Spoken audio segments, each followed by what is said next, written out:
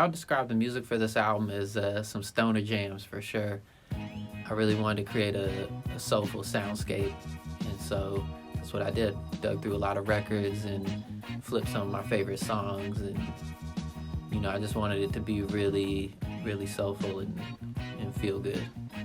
My creative process usually consists of getting really stoned, listening to some music to get in the right vibe, and then just depends if I'm wanting to sample, then I start with going through some records trying to find a sample. If I want to just do something from scratch, I'll start with like maybe a drum beat, playing drums or playing keys.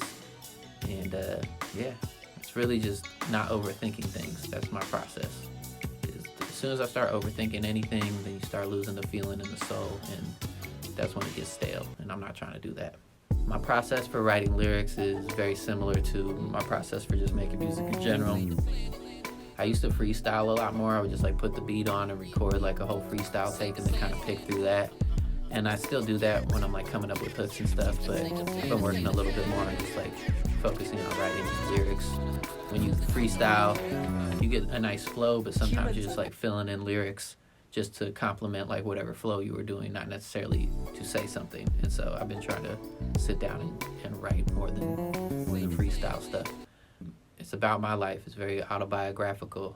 You gotta like been a kid who grew up in the 90s and who watches VHSs, and I reference a lot of that stuff from my childhood and from my high school years and just my come up. I talk a lot of just about my life.